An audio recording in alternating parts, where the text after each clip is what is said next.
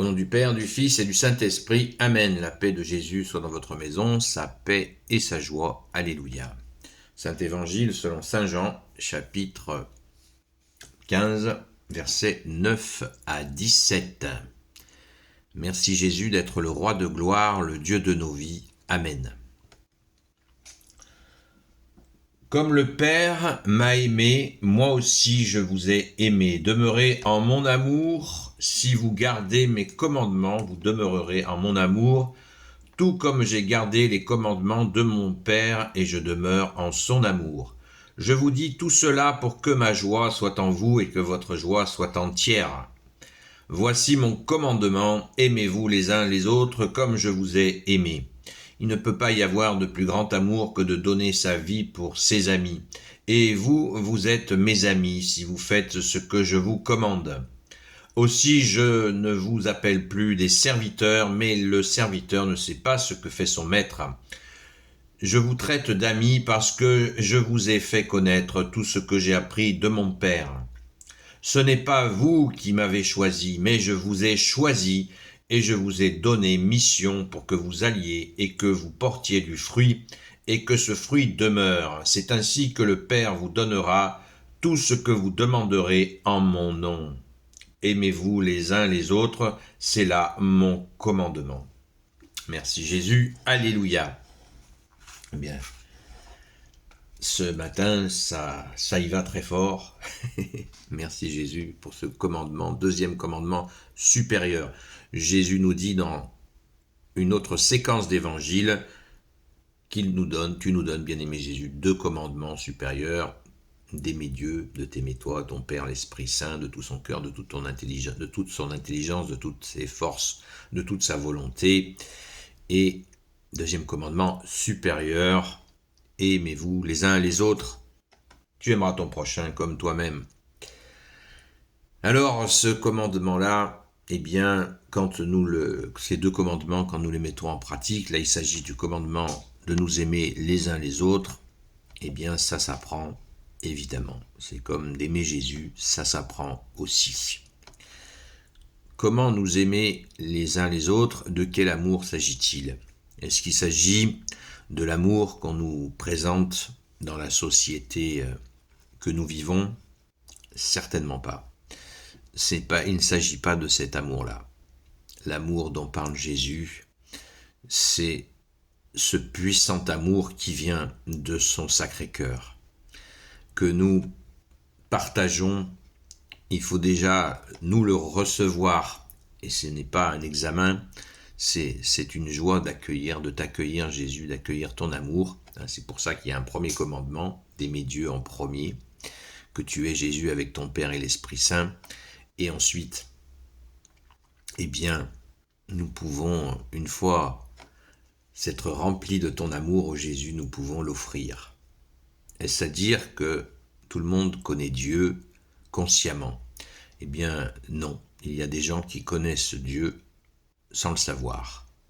Saint Jean le dit, encore le grand Saint Jean, l'apôtre, qui dit « Il y a ceux qui connaissent Dieu par leurs actes. » Par leurs actes, ils connaissent Dieu, tout simplement parce qu'ils mettent en pratique, sans le savoir, inconsciemment. On va aller savoir par quel mystère les gens connaissent Jésus par leurs actes, parce que justement, ils font ce que Jésus nous a demandé.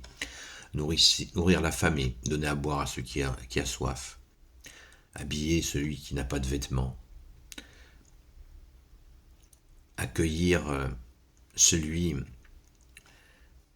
qui est malade, aller le visiter, libérer les captifs. Voilà des traces d'amour que Jésus nous a dit qu'elles sont tellement importantes qu'elles lui serviront de base pour le jugement dernier. Dans cette façon d'aimer, il y a aussi accueillir l'étranger. L'étranger, c'est pas celui qui s'impose chez nous, bien sûr, et qui vient semer violence et destruction. C'est l'étranger fragile qui est peut-être même qui vient de 200 km pour venir.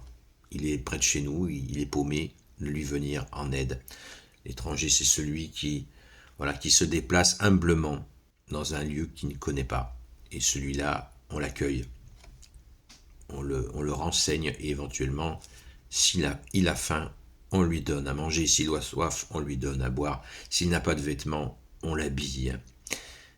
Et s'il est persécuté, on va lui assurer, essayer de le protéger. L'Église catholique, depuis des siècles, a mis en œuvre cet amour que Jésus a demandé, que je viens d'expliquer. Ça se résumait en une phrase: la défense de la veuve et l'orphelin. C'était la devise de la chevalerie, ne l'oublions pas. Nous avons bien besoin de nous rappeler les valeurs de la chevalerie dans cette période que nous traversons. Avec toi, Jésus, nous savons que nous allons en sortir. Nous allons sortir du cauchemar. Merci Jésus. Et pour ça, il nous faut cet amour. D'ailleurs, pour ceux qui veulent rencontrer Jésus, qui veulent connaître Jésus, connaître son enseignement, sachez bien que Jésus est très heureux, très content que nous soyons à lire la Sainte Écriture, sa parole, mais il veut aussi que nous mettions en pratique. D'ailleurs, beaucoup de gens souhaitent être disciples de Jésus, ce qui est très intéressant, c'est très bien. Disciple veut dire celui qui apprend. Mais Jésus veut des actes d'amour, pas que de... Voilà. Très important, pas que de la bouche, pas que des mots, des actes. Parce que Jésus vient de nous le dire, il veut que nous portions du fruit, que ce fruit demeure. Et aussi, si on veut être disciple de Jésus, eh bien, il nous faut bien comprendre que sans cet amour, on ne peut pas être disciple. Parce qu'on n'apprend que théoriquement. Et Jésus a dit: je verrai à l'amour qu'il y a entre vous que vous êtes mes disciples. Vous voyez, on ne peut pas feinter, faire juste une connaissance livresque, intellectuelle de ce que dit Jésus. Non, il nous faut nous retrousser les manches pour ce chantier d'amour. Alors je dis ça, moi je me le dis aussi. Je ne suis pas maître amour. Moi je suis un simple ouvrier de toi, ô Jésus, un fidèle catholique. Une simple main d'œuvre, je ne fais que mon devoir. Et apprendre à aimer, c'est un long travail qu'on remet sans cesse sur l'établi pour y travailler, y retravailler. Mais sans tomber dans cette espèce de sirop de fraise, sans tomber dans cette culpabilité. Il faut comprendre ces situations où nous nous aimons les uns les autres de façon à toujours que cela se fasse à partir du Sacré-Cœur de Jésus, de l'amour de Jésus qui coule en nous, à l'intérieur de nous, par notre saint baptême, ô Jésus. Tu nous fais couler ton amour en nous et on le diffuse. Et on le diffuse avec compréhension, avec intelligence, de façon à ne pas gâcher une seule goutte de ton amour. C'est donner, mais on ne donne pas de n'importe quelle façon. Jésus a dit: ne donnez pas des perles aux pourceaux, ne donnez pas de la confiture aux cochons. C'est une très belle explication pour nous montrer que c'est précieux. Jésus nous dit: là où est ton cœur, là aussi est ton trésor. Évidemment, puisque dans notre cœur, c'est toi, Jésus, qui est installé. On l'espère, on essaye de tout faire pour que Jésus demeure dans notre cœur. Il reste, puisqu'il a dit: si vous faites ce que je vous demande, ce que je vous commande, eh bien mon Père et moi viendrons faire notre demeure en vous. Waouh! Merci Jésus. Parce que Jésus veut que nous ayons avec lui la relation que lui, il a avec son Père. C'est incroyable. Et c'est vrai, c'est ce que Jésus souhaite. C'est un grand chantier, c'est le chantier de notre vie, accueillir le Fils de Dieu dans notre cœur. Waouh, merci Jésus. Gloire éternelle soit au Père et au Fils et au Saint-Esprit, maintenant et toujours, et pour l'éternité. Amen. Ayons l'humilité, si nous avons des difficultés à aimer, ce qui est mon cas, c'est une difficulté, c'est pas facile, ça s'apprend. D'aimer, ça s'apprend. Bien, demandons-le humblement à Jésus. Jésus, nous te demandons humblement de nous apprendre à aimer, à t'aimer toi et à aimer nos frères et sœurs dans la foi ou en humanité, selon ta volonté, ô Jésus. Amen. Ô Jésus, toi qui peux tout et qui portes tout, toi le Sauveur, toi l'Emmanuel, je te confie toutes celles et ceux qui regarderont cette vidéo, ainsi que leurs proches, selon ta seule volonté, ô Jésus.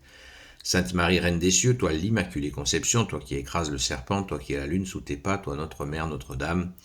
Saint Joseph, toi le juste et le saint, toi le sage, toi la terreur des démons, toi le saint gardien de la Sainte Église catholique apostolique. Sainte Marie-Madeleine, notre chère Sainte Patronne.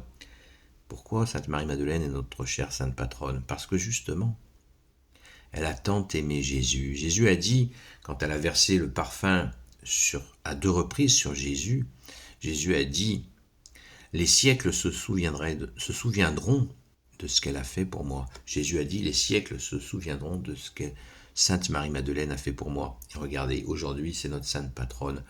On se souvient de Sainte Marie-Madeleine et on s'en souviendra pour l'éternité.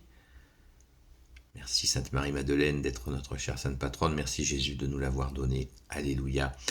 Elle nous apprend à aimer Jésus et elle nous apprend aussi à nous aimer les uns les autres, bien évidemment.